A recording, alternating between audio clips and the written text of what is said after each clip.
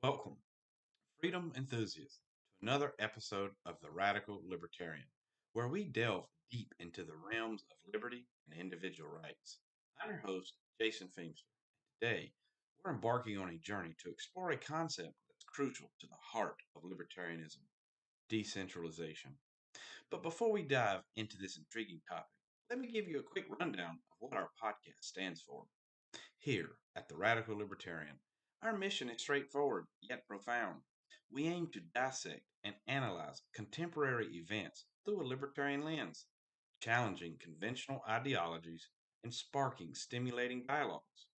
Each episode is a step in our relentless quest for liberty, where we uncover truths often overshadowed by mainstream narratives. For our regular listeners, welcome back. And for those that are new to the show, buckle up for a thought provoking ride towards a freer world. And don't forget to hit that subscribe to join us on this voyage. Now, let me share a bit about my personal journey towards libertarianism. Years ago, I found myself disillusioned by the traditional political dichotomy that seemed to dominate every aspect of our lives. The more I researched and explored, the more I was drawn to the principles of libertarianism: individual liberty, minimal government intervention, and the power of free markets. This personal awakening led me to create this podcast as a platform to share these ideas and engage with like minded individuals. In today's episode, Decentralization, the Libertarian Dream, we're going to unpack the concept of decentralization, what it is, its historical context, and why it's so integral to the libertarian philosophy. Decentralization, in its essence, is a process of distributing or dispersing functions, powers, people, or things away from a central location or authority. While this concept might sound straightforward, its implications are vast and varied, touching upon aspects of governance, economics, technology, and personal freedom. Historically, the journey towards decentralization has been a tumultuous one, marked by both triumphs and challenges. From the early days of the American Revolution, which was in many ways a fight for decentralized governments, to modern day tech revolution that's decentralizing the way we interact with money and information, this concept has been a driving force behind many pivotal moments in history. So, in today's episode, we will explore all these facets of decentralization, drawing on real world examples, case studies, and most importantly, facts and concrete data. As always, I encourage you to approach this episode with an open mind and a critical eye as we dissect this concept that is so crucial to the libertarian dream. As we delve into the world of decentralization, it's essential first to understand the bedrock upon which this idea rests: principles of libertarianism. Libertarianism, at its core, is about maximizing individual liberty and minimizing the role of the state. It's a philosophy that champions the rights of the individual to live life as they choose, so long as they don't infringe on the rights of others. Now let's break this down further. The Libertarian Party, which provides a clear articulation of these principles on their platform, emphasizes several key tenets. First and foremost is the principle of self ownership. Libertarians, we believe that individuals own their bodies and have the right to make decisions about their lives without undue interference. This principle extends to economic freedom as well: the right to own property, to engage in voluntary exchanges, and to experience the benefits and consequences of one's own actions. Another central tenet is the non aggression principle, or NAP. This principle asserts that it is immoral to initiate force or coercion against another person or their property. In a libertarian society, interactions are based on mutual consent, and any form of coercion, be it from individuals or the government, is seen as a violation of individual rights. So, how does decentralization fit into this framework? Decentralization is a natural extension of libertarian principles. It's about dispersing power away from a central authority and closer to the individual. In a decentralized system, decisions are made at a more local level, allowing for greater individual participation and a system that's more responsive to the specific needs and values of different communities. Consider the principle of economic freedom. In a decentralized economy, power is not centralized in the hands of a few government entities or large corporations. Instead, it's distributed among many small businesses, entrepreneurs, and consumers who make choices based on their preferences and values. This is not only empowers individuals, but also fosters a more dynamic and resilient economy. In terms of governance, decentralization aligns with the libertarian vision of a minimal state. It advocates for a political structure where the power is not hoarded at the top but is distributed among local governments and communities. This approach not only makes government more accountable and transparent, but also ensures that it is more in tune with the unique needs of its constituents. In essence, decentralization is more than just a political or economic concept. It's a manifestation of the libertarian ethos. It's about bringing power back to the individual, ensuring that each person has a greater say in the decisions that affect their lives, and fostering a society that values freedom, autonomy, and voluntary cooperation. Building on our understanding of libertarian principles, let's dive into how decentralization plays a pivotal role in governance. The concept of decentralization in governance is all about shifting power from a centralized authority to local or regional levels. It's a move towards a system where decisions are made closer to the people they affect, ensuring greater accountability, transparency, and efficiency. Let's explore some real world examples to illustrate this. A prime instance of successful decentralized government can be seen in Switzerland. Known for its direct democracy, Switzerland operates a highly decentralized political system. Power is extensively distributed among the cantons, the Swiss equivalent of the states, allowing for a high degree of autonomy. This system enables policies that are more tailored to local needs, leading to higher satisfaction among citizens. In fact, a study by the Center for European Economic Research found that the Swiss model of decentralization correlates with higher economic growth and better governance. Another example is found in the United States, particularly in the principle of federalism enshrined in the Constitution. This principle establishes a division of power between the federal government and the states, allowing for a balance that protects against the concentration of power. Each state has the autonomy to enact laws and regulations that reflect the values and needs of its residents within the bounds of the Constitution.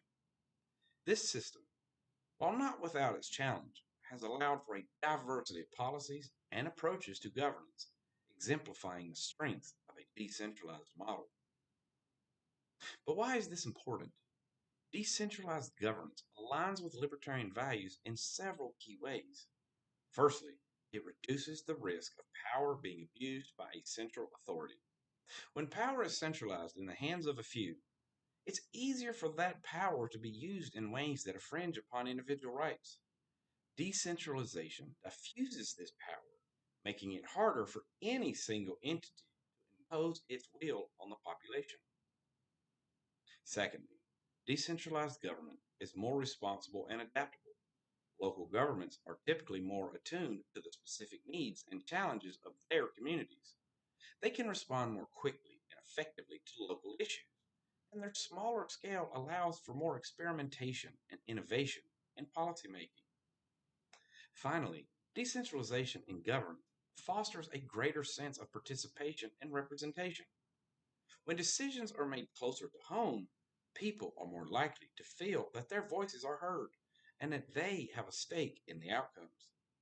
This can lead to higher levels of civic engagement and a stronger sense of community. To sum up, decentralization in governance is not just a theoretical ideal, it's a practical approach that aligns with the core values of libertarianism. By distributing power more evenly, it creates systems that are more accountable, responsive, and in line with the principles of liberty and self governance. Having explored how decentralization impacts governments, let's turn our attention to another critical area: the economy. Economic decentralization is a fundamental aspect of libertarian philosophy, advocating for the dispersal of economic power and decision making away from central authorities and towards individuals and local entities. Economic decentralization is rooted in the belief that a free market, where individuals and businesses operate in a voluntary exchange system, leads to a more efficient, innovative, and responsive economies. Let's look at some concrete examples to see this in action. A classic example is the economic transformation of Hong Kong. Post World War II, Hong Kong embraced a policy of economic decentralization with minimal government intervention, low taxes, and free trade. This approach turned Hong Kong into one of the world's most thriving economies, known for its high levels of entrepreneurship and innovation. The Fraser Institute consistently ranks Hong Kong as one of the freest economies in the world, correlating its economic policies with high levels of economic growth and individual prosperity. Another example is Estonia. After its independence from the Soviet Union, Estonia implemented significant economic reforms, decentralizing its economy and embracing digital innovation. These reforms included the introduction of a flat tax, the liberalization of trade, and significant investments in digital infrastructure. As a result, Estonia transformed into a vibrant, high tech economy, often referred to as the Baltic Tiger. A study by the Heritage Foundation highlights Estonia's economic freedom as a key driver of its rapid economic growth and development. But why does economic decentralization matter? There are several reasons. Firstly, it empowers individuals and small businesses, giving them more control over their economic destinies. Decentralized economies are often more adaptable and resilient, able to respond quickly to changes and new opportunities. Secondly, economic decentralization fosters competition. This competition drives innovation and efficiency, leading to better products and services for consumers. It also provides a check against monopolies and large conglomerates that can dominate markets and stifle competition. In summary, economic decentralization is not just about abstract principle, but a proven strategy for fostering vibrant, dynamic economies. It aligns with the libertarian ideals of individual freedom, limited government, and voluntary exchange, creating a framework where innovation, prosperity, and freedom can flourish. As we continue our exploration of decentralization, let's shift our focus to a realm where this concept is making significant strides: technology. Technological decentralization represents a paradigm shift in how information, resources, and power are distributed and managed, and it's reshaping our world in profound ways. A key player in this arena is blockchain technology.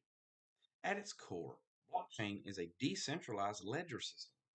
Unlike traditional databases controlled by single entities, blockchain distributes its data across a network, making it transparent, secure, and resistant to tampering. This technology is the backbone of cryptocurrencies like Bitcoin, which embody the libertarian values of financial autonomy and freedom from central banking systems. Cryptocurrencies offer an alternative to traditional centralized financial systems. They enable peer to peer transactions without the need for intermediaries like banks or governments. This not only reduces transaction costs and increases efficiency, but also provides a level of financial freedom and privacy not possible in centralized systems. A report by the Global Blockchain Council highlights how cryptocurrencies are empowering individuals, especially in regions with unstable currencies or restrictive financial systems.